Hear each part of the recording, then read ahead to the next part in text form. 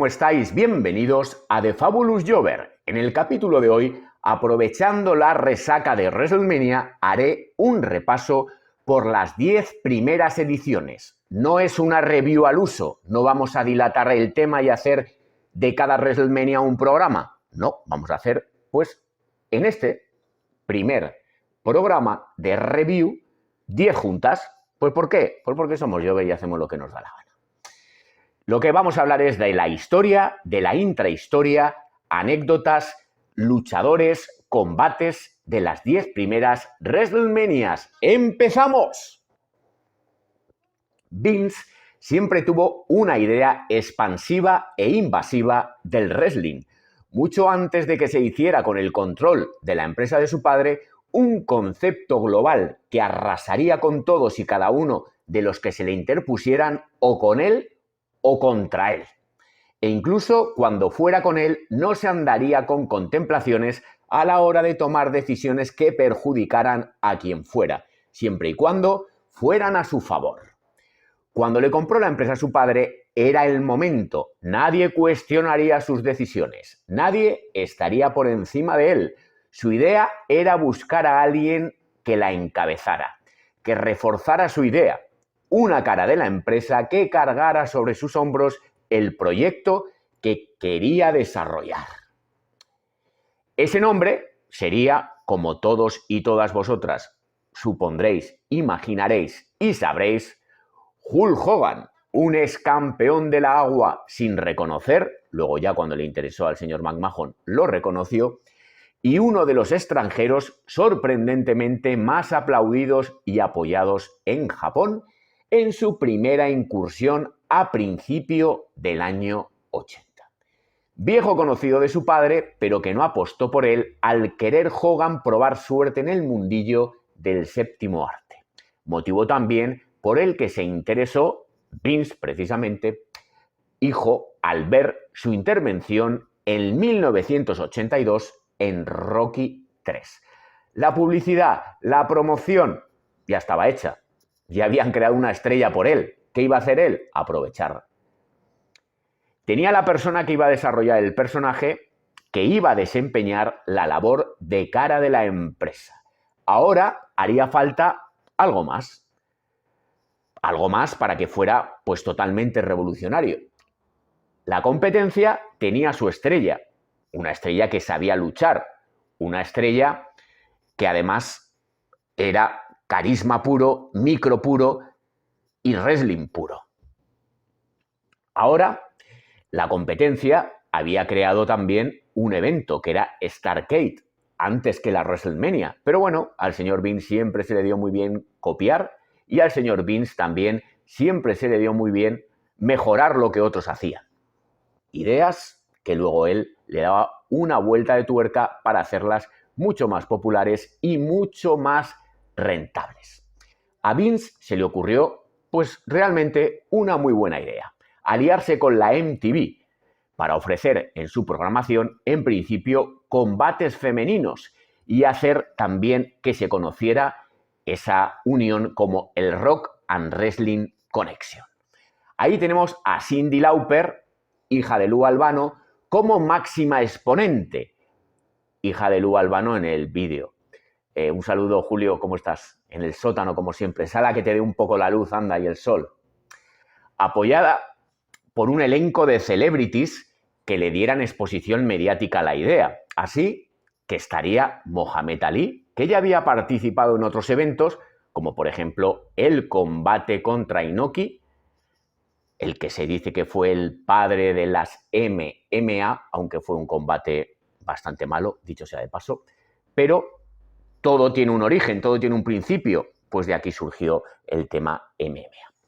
Y también estaría el mediático Liberace. Su primer gran evento tendría que ser, evidentemente, en su territorio. ¿Y cuál era su territorio? Pues Nueva York. Tened en cuenta que McMahon, la familia McMahon, era tan poderosa porque el 70% de la audiencia estaba en su territorio. El otro 30% se dispersaba por todos los territorios de prácticamente todo Estados Unidos. Muchísima más extensión, pero mucho menos habitantes. Él lo que quería era llegar a todos, porque en principio solo llegaba a la televisión pues, del norte, noreste de Estados Unidos. Él lo que pensó que iba a hacer un pay-per-view. Un pay-per-view, curiosamente, no se dice como que este fue el primer pay-per-view, pero sí que fue el primer pay-per-view, porque se pagó por ello. Pero no llegaría a todos los territorios, a todo Estados Unidos, sino que determinados territorios. Lo haría, como os comento, en el Madison Square Garden, en Nueva York. No lo podía hacer en otro sitio. Nueva York, que había visto grandes luchas, grandes defensas del título mundial de la WWF, de Bruno Sammartino, sobre todo, por ejemplo, con nuestro luchador español favorito de todos los tiempos, luchador que nadie ha llegado a las cotas, no de popularidad, que también, porque batió todos los récords de dinero, de recaudación en puerta, sino que también fue el único luchador español que llegó a retar, incluso a ganar un combate por el título, pero no ganó el cinturón porque fue descalificado, porque le abrió la ceja a Bruno Sammartino y por exceso de sangre ganaría, pero no ganaría el título, porque no podía ganarlo por eso. Estados Unidos se centraba ya en esos territorios y Estados Unidos se centraba básicamente en empresas que ya eran madres, que era la NWA, sobre todo con Jim Crockett Promotion, la AWA y luego la WWF, mucho más fuerte a partir de esta WrestleMania. Con esto llegaríamos a la WrestleMania inaugural. La idea de Vince era echarlo por televisión porque él quería recaudar pasta. Y tú en taquilla, en puerta, puedes recaudar solamente la gente que se desplaza al pabellón a verlo. Pero a través de televisión, con una buena promoción, con el rock and wrestling, con grandes figuras, con celebridades mediáticas, podías hacer que mucha gente lo comprara. Y una de las formas de ganar dinero, haciendo lo mismo, sin hacer nada particularmente, pues emitir esa señal, pues hacía muchísimo más rentable un espectáculo, en este caso, un espectáculo de lucha libre, que, como veremos, sería lo que menos haría, pero era wrestling en ese momento. Luego ya sería, pues, Sport Entertainment. Aquí llegaríamos a la WrestleMania inaugural, celebrada el 31 de marzo de 1985. También habría que construir una rivalidad, pues para que la gente apoyara al bueno, odiara al malo, generara esos sentimientos que hace que la gente se mueva, que la gente se emocione, llore, grite, insulte, tire papeles. Pues todo eso es lo que hizo el señor Vince McMahon al crear esta rivalidad de uno de los mejores heels de la historia, de uno de los mejores habladores en público, carismático, como pocos, y que desde luego sabía sacar de quicio al público, con cortes de manga incluidos. Él se juntaría con Bob Orton, el padre de Randy Orton, como guardaespaldas y como aliado uno de los luchadores que mejor físico tenían en ese momento. En ese momento teníamos, por ejemplo, a Jimmy Snuka, que también estaría como un físico bastante llamativo para la época. Estaría Paul Orndorff y también estaría, por ejemplo, pues Hércules Hernández. No había tan grandes físicos y sobre todo tan esculpidos como el de Paul Orndorff. Entonces era también una baza a favor de Orndorff, porque el señor McMahon siempre ha venerado ese tipo de físicos. Ellos protagonizarían, también se dice que no hubo un main event como tal, pero como que no. Menudo main event. Teníamos a una celebridad que era Mr. T, que era nulo luchando.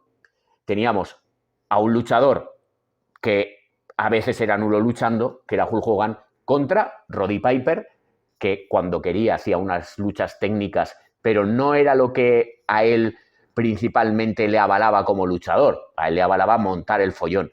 Luego teníamos también a Paul Orndorff, que era un luchador muy solvente, Y luego como acompañantes, como os comento, Jimmy Snuka por el lado de los face y por el lado de los heels a Cowboy Bob Orton, que llevó el brazo roto durante toda su carrera. No sé si es que no le cicatrizó bien, si no le cogió sedimento, pero el pobre se pegó con una escayola la mayor parte de su carrera profesional. El evento, la primera WrestleMania, constó de 9 combates, de los cuales solo 2 rebasaron los 10 minutos. Es algo muy curioso. Yo no sé por qué tiene que haber tantos combates para que luego duren ni 1 minuto o 3-4 minutos. Pues para dinamismo, no sé si le dan dinamismo al evento. Lo que hacen es que salgan más luchadores, que tengan más exposición, que se consuma más tiempo, pero ya que los tienes, pues yo qué sé, utilízalos un poco más, haz algo más, no tengas esos combates tan cortos. Pero bueno, solo 2 rebasaron, como os comento, los 10 minutos. El evento, a nivel de televisión, fue un auténtico y rotundo éxito, convirtiéndose en el más visto hasta ese momento con 1 millón de espectadores. Eso solo iba a ser el principio. No destacó, evidentemente, por la calidad luchística, pero como veremos, eso era lo de menos. En esta primera WrestleMania vamos a analizar la cartelera muy por encima y muy rápido. Veríamos a Tito Santana contra el Executioner, a King Kong Bundy contra Special Delivery Jones, que era pues uno de los más queridos del público. No duró ni 30 segundos ese combate. Ricky Steamboat contra Matt Borne, que luego sería Doink más adelante. Ricky Steamboat, que siempre ha sido face, siempre ha sido muy querido y siempre ha sido calidad en el ring. Luego, casualmente, veríamos al hijo de Bruno Sammartino, David Sammartino, que lo metió como concalzador en la empresa. Esto es algo muy curioso. Bruno Sammartino se dio cuenta que le faltaba dinero. Alguien le chivó, mira, los McMahon te están robando. Una parte de las ganancias de los luchadores que eran cabeza de cartel, como era Bruno Sammartino, campeón del mundo, que tiene el récord, y esperemos que no cualquiera se lo quite, cuando había una gran asistencia, él se llevaba un porcentaje de taquilla. Pues bueno, se dio cuenta, porque se lo chivó uno de la empresa, que estaban falsificando los números de puerta, no solamente también para pagar menos impuestos en la zona al gobierno, sino que además le pagaban menos de lo que se merecía Bruno Sammartino. Y cuando se enteró, lo que hizo fue negociar con los McMahon. Por eso lo vemos de comentarista, lo vemos de entrevistador y lo vimos como acompañante de su hijo para darle un push a David. David también, que entró a la empresa porque era el hijo de Bruno Sammartino y porque tenía la sartén por el mango y dijo, pues ahora vais a meter a mi hijo. Hijo que realmente no tuvo ningún éxito ni tuvo ninguna repercusión. Luego recordamos su paso por la UWF, también porque Bruno Sammartino tenía parte en la UWF y también porque era comentarista de la empresa. También recuerdo en una ocasión que lucharía para la WCW. Aquí se enfrentaría a Brutus Big Wave, casualmente en un combate de más de 10 minutos. Brutus Big Wave no se ha caracterizado precisamente por ser un gran luchador. Imaginaros David, que estaba totalmente hinchado, luego ya más adelante está más joven, está mucho más definido y con un físico pues más acorde a su estatura. Ahí parecía pues un tapón directamente. Luego, el siguiente combate, veríamos al Junkyard Dog ganando a Greg the Hammer Valentine por countdown, porque en ese momento Greg Valentine era el campeón intercontinental que retuvo. Veríamos a Nikolai Volkov y al Iron Sheik enfrentarse a US Express, que era Mike Rotundo, el padre de Bo Dallas, y Barry Windham, el tío de Bo Dallas. Aparte de eso, pues el hermano también de otro Windham, eran 2 hermanos más, luego el hijo de su padre, Windham, pues todos los Windham habían pasado por la empresa. Aquí el campeonato por parejas lo ganarían Nikolai Volkov y el Iron Sheik proclamándose campeones y siendo pues el gran abucheo, sobre todo al principio cuando empezaban a cantar los himnos y luego ya cuando ganaron, imaginaros la que se montó allí. André el Gigante ganaría a Big John Studd, que era como el desafío a ver quién hacía el Body Slam. Tenía que ganar $15.000, una bolsa llena de billetes que repartiría también por el público.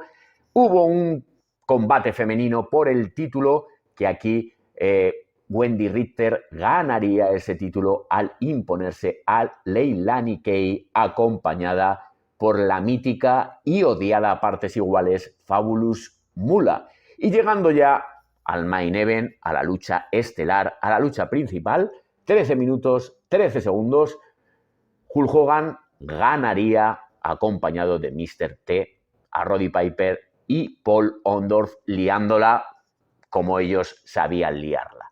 Aquí teníamos de invitado especial a Mohamed Ali.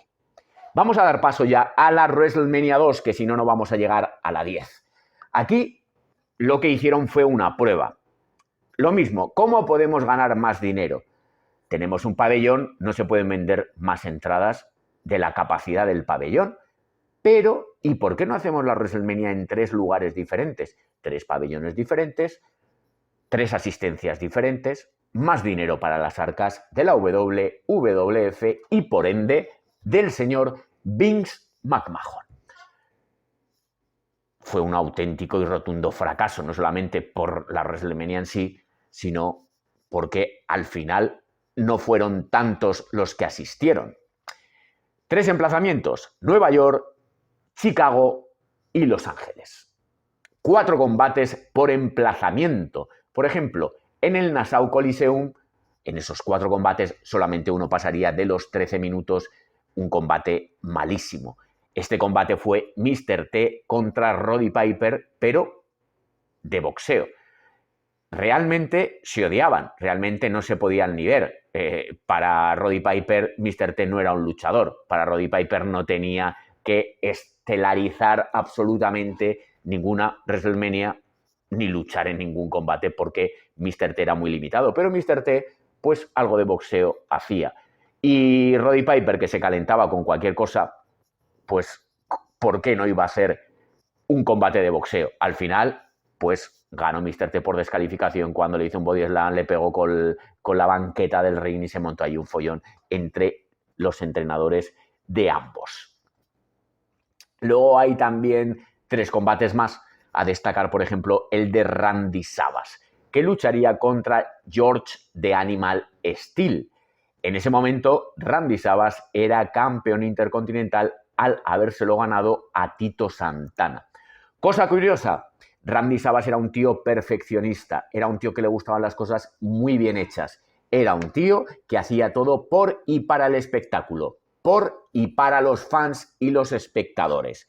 Él le gustaba programar sus combates, entrenarlos, escribirlos, buquearlos. Fue el primero en hacerlo. Le fue a George Steele y le dijo, mira, quiero esto. Y George Steele se le rió y le dijo que él no iba a hacer eso porque era un luchador de la vieja escuela, que él no necesitaba que nadie le escribiera lo que tenía que hacer.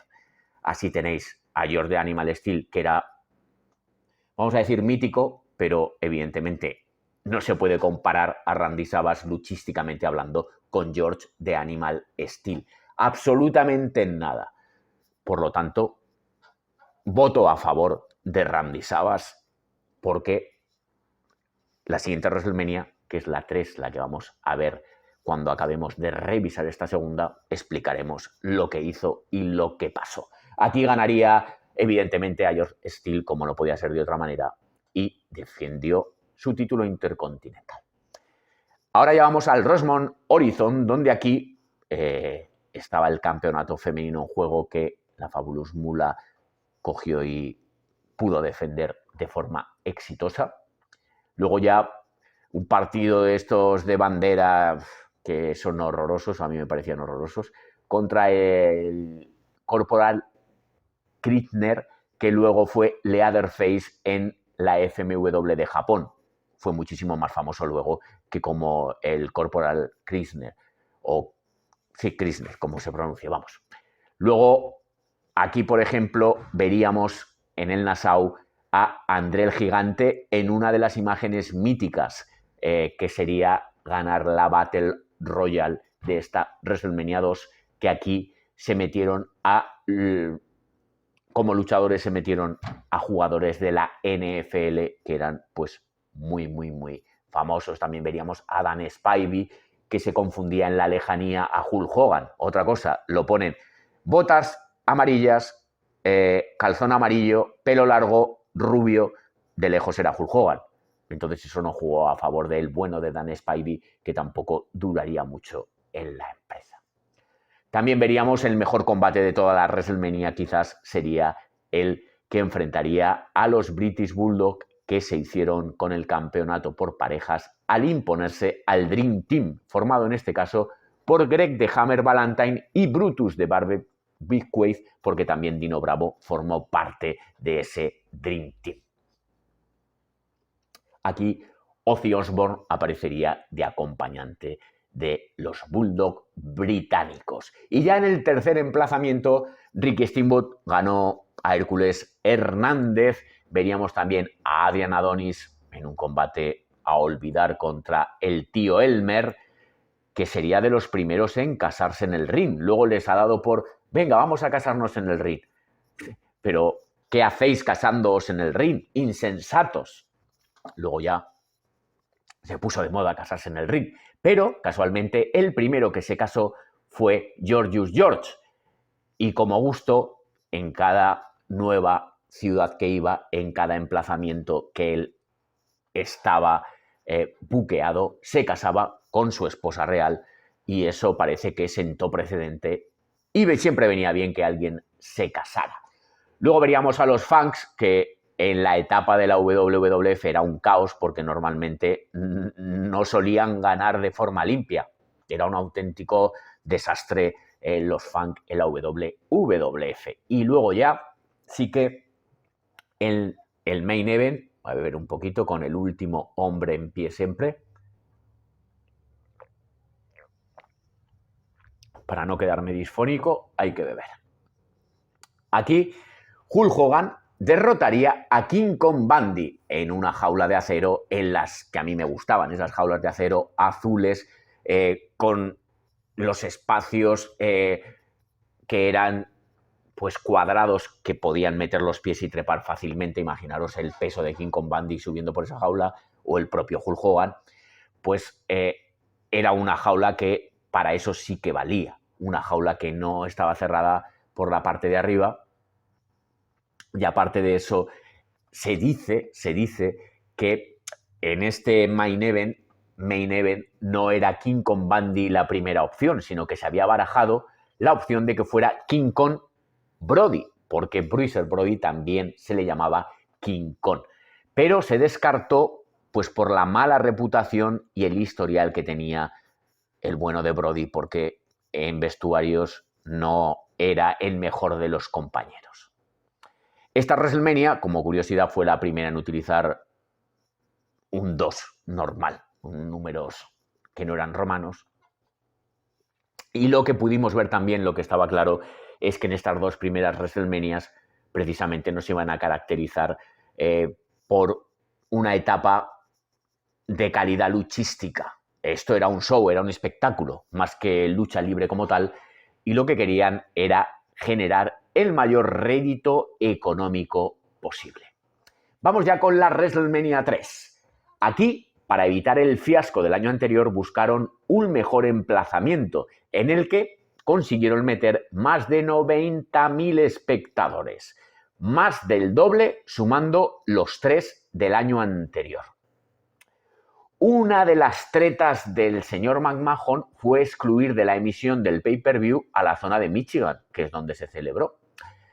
Si queréis verlo, por narices, y residís en Michigan, tenéis que desplazaros al pabellón a verlo en directo. Eso hizo que se generara gran expectación, sobre todo por el main event, y que pasaran por taquilla y así sacar dinerito fresco, que es lo que le ha gustado siempre al señor Vince McMahon, no solamente por la televisión, sino por esos más de 90.000 espectadores que abarrotaron el pabellón. Lo mismo 12 combates. De esos 12 combates, solo 2 superaron los 10 minutos. Veríamos a Rick Martel y Tom Zenk, que eran los Camp and Connection, contra Bob Orton y el magnífico Don Moraco, que también era llamado con el sobrenombre de La Roca. Billy Jack Haynes, un tipo que nunca me gustó, pero bueno, son gustos personales, contra Hércules. Luego veríamos algo también curioso, King Kong Bundy, que pasaría a ser aspirante al título de la WWF Main Eventer, a una lucha con Hillbilly Jim y luego 2 enanos que iban con él y otros 2 enanos que iban con Hillbilly Jim. Eran enanos que eran muy conocidos, pues Little Beaver, IT Kid y por el lado de King Kong Bundy, Little Tokyo, mítico, campeón en varias ocasiones del título Midget, y también Lord Littlebrook, que también era campeón en varias ocasiones. Pudimos ver a Harley Race pelearse con Junkyard Dog.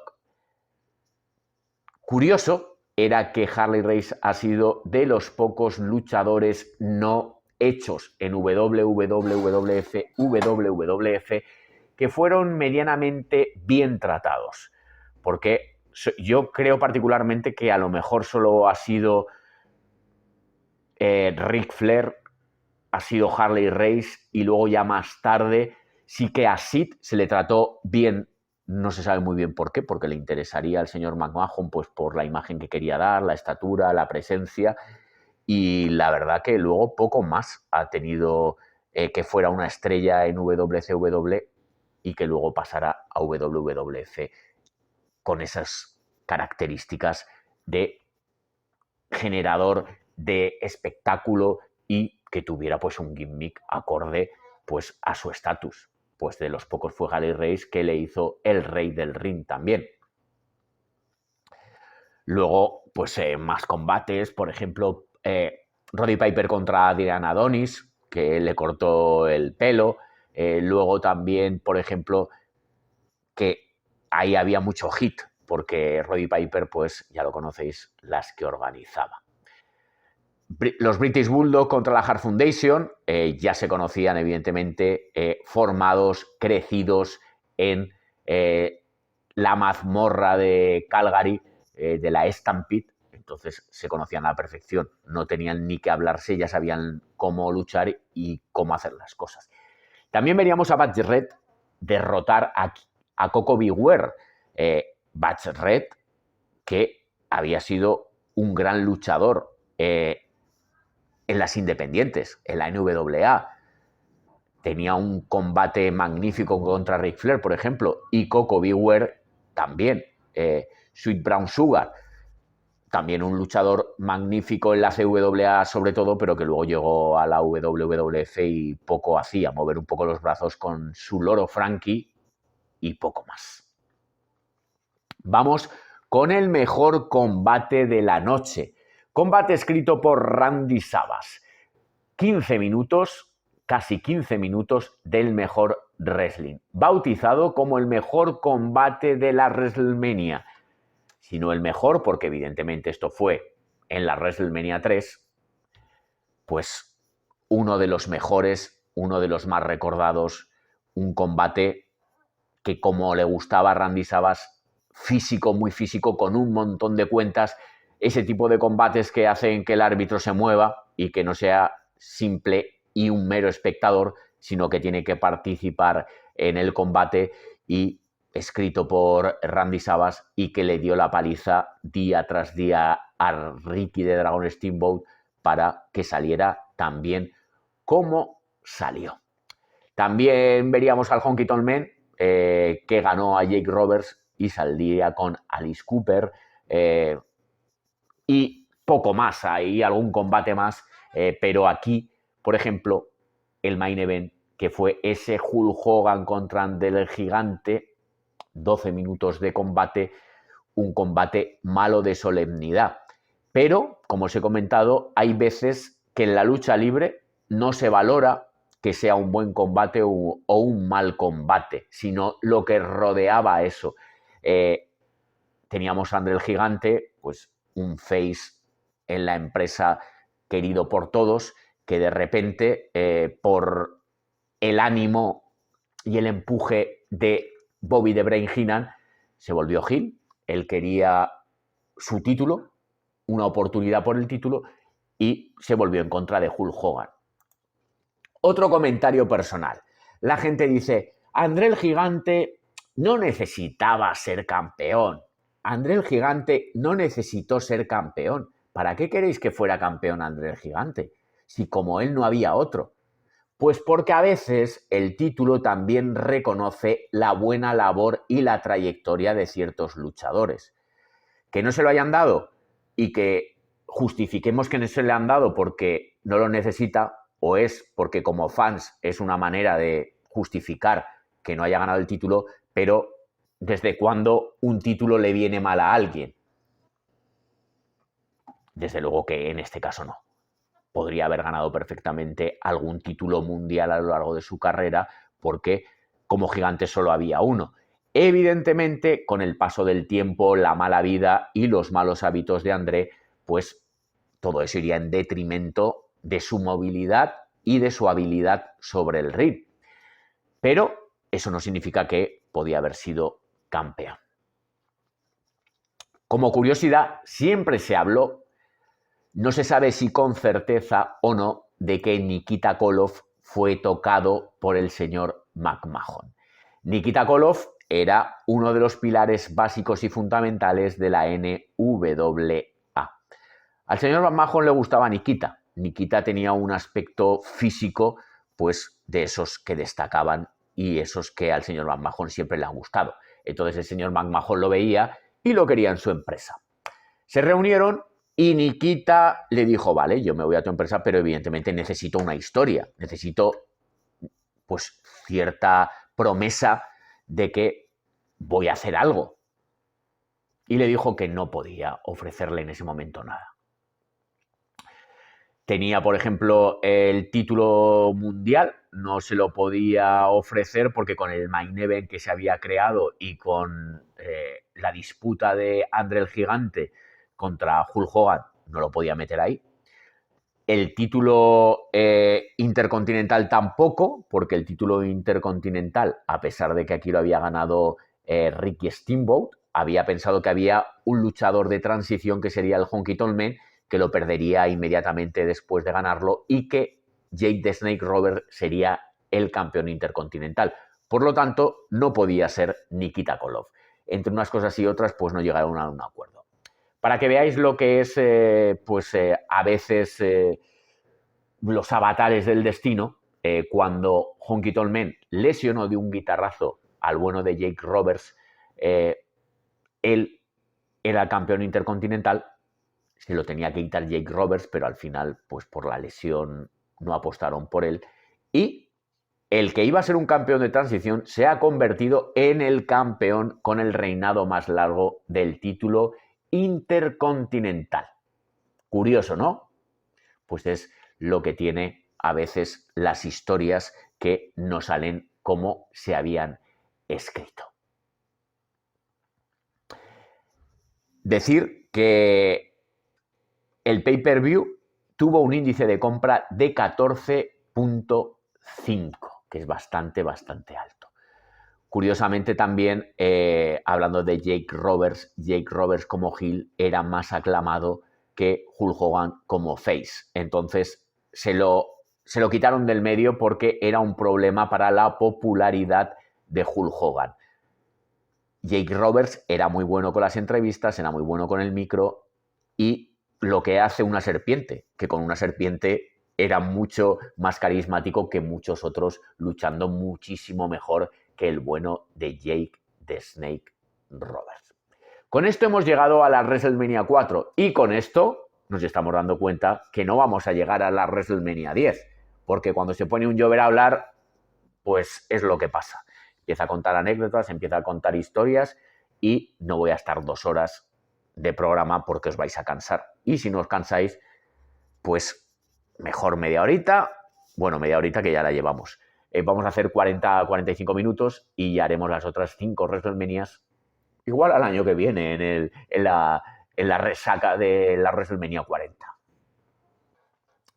La WrestleMania 4 tuvo nada más y nada menos que 16 combates, pero evidentemente hay que tener en cuenta que había un torneo precedido por la decisión de Jack Tunney de dejar vacante el título por la polémica decisión del árbitro Hebner de hacer una cuenta fraudulenta a favor de André para que ganara el combate y el título. Primera vez en ese main event que se vería el cinturón Winged Eagle. Sería no presentación, porque otra de las cosas curiosas, el cinturón más bonito como campeonato de la WWF, incluso WWF, aunque el de Superstar Billy Graham también era muy bonito, pero este era mucho más bonito, pues no se presentó. Curiosamente, se presentaría en la WrestleMania 4, pero ya había salido el main event con Hulk Hogan en la cintura. Casualmente también la entrevista de antes salía con el cinturón antiguo y cuando salió al ring ya salía con Winged Eagle en su cintura. Ese evento, como lo hemos comentado en alguna ocasión, ese main event, pues fue el main event de los 33 millones de espectadores. Imaginaros que por lo que hubiera sido en la WrestleMania 3 hubieran cortado ya este feudo y hubieran metido a Nikita Koloff. Nunca sabemos lo que hubiera pasado. Pero desde luego que el feudo Hogan-André el Gigante fue uno de los mejores de la historia. Aquí hubo una tasa de compras de 6.5 y la asistencia fue menor, evidentemente, porque era en Atlantic City, Nueva York, un evento que además fue promocionado por el que más tarde sería presidente de los Estados Unidos. Las rondas de la eliminatoria constaban de combates individuales con límite de tiempo. Ese límite de tiempo serían 15 minutos.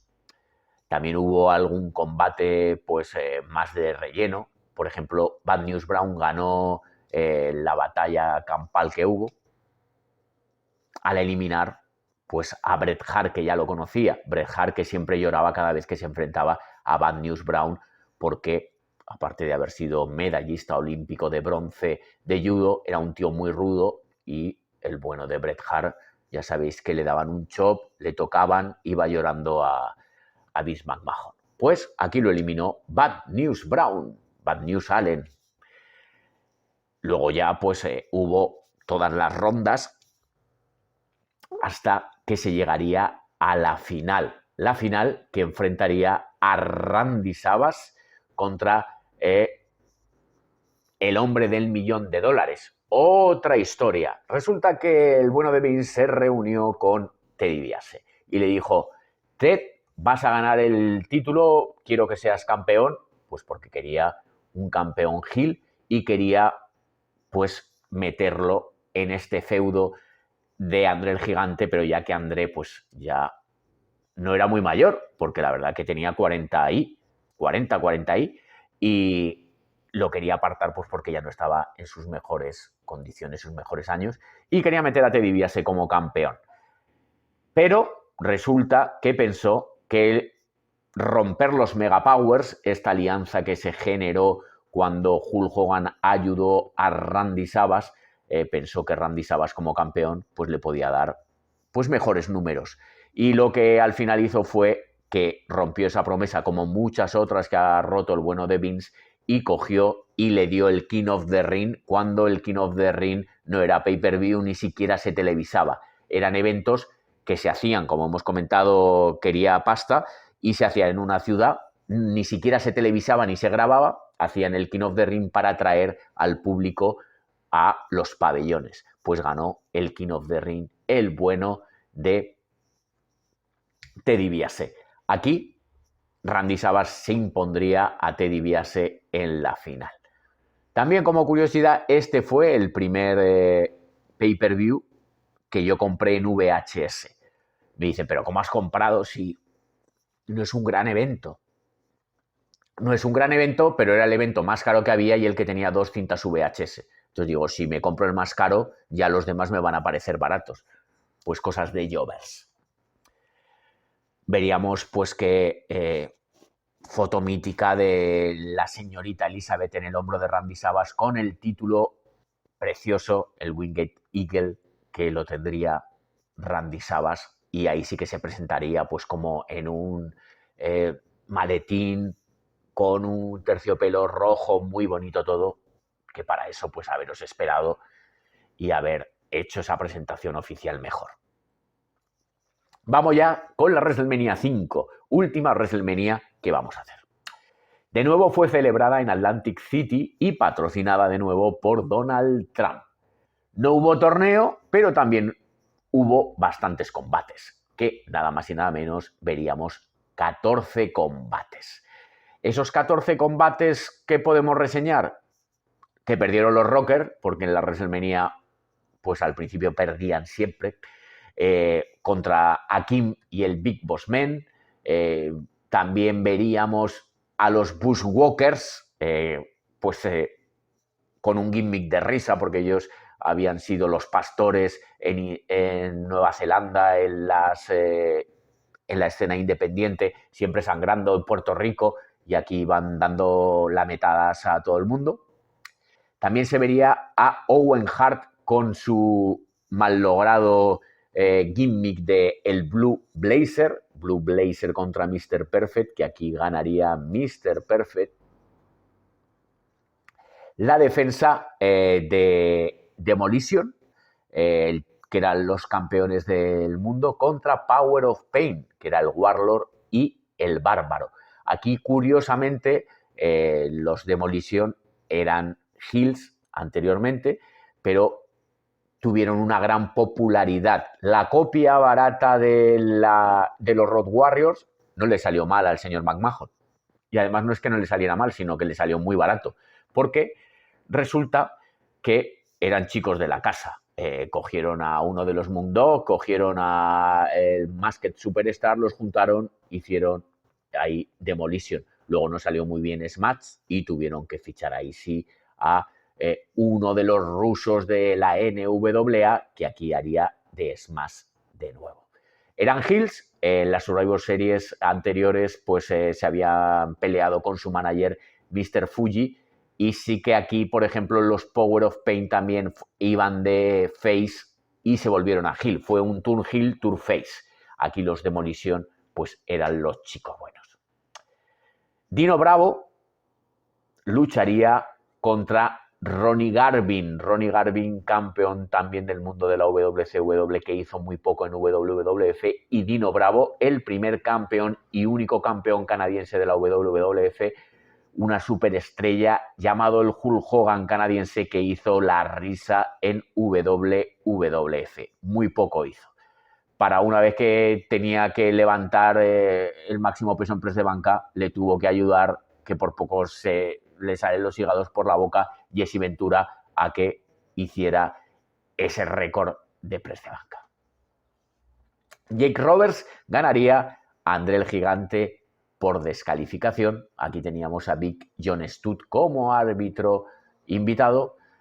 Luego la Hart Foundation, y veríamos también a Rick Rude ganando el título intercontinental de la mano del último guerrero definitivo, último guerrero llamado por los comentaristas españoles José Luis Ibáñez. Un saludo, JL. Nos acordamos mucho de ti, ya lo sabes, un gran amigo de los Jobbers, y el bueno de Héctor del Mar. Héctor del Mar, que también luego fue en las otras etapas comentarista de Pressing Catch. Esta WrestleMania 5 acabaría con el main event, que sería Hulk Hogan contra el campeón Randy Savage. Randy Savage, que perdería y que tenía la habilidad de sacar los mejores combates de los luchadores más mediocres. En este caso, el combate de Hulk Hogan fue bastante aceptable, y también vemos que tenía un problema en el codo Randy Savage y que luchó exactamente igual. Tenía una infección en el codo, pero Randy Savage le importaba poco, no la lesión, porque podía haber sido luego mucho más grave, pero sí que para él la lucha era lo más importante de su vida. Y hasta aquí hemos llegado. Hemos llegado a la WrestleMania 5. Hemos destripado un poco las primeras ediciones del magno evento, palabra que me repatea el hígado, pero que se utiliza masivamente. Lo escucharéis mucho esta semana, la semana que viene. Y hasta aquí hemos llegado. Espero que os haya gustado la review, que os haya gustado las anécdotas y os espero, os emplazo para el próximo programa. Chicos, chicas, nos vemos.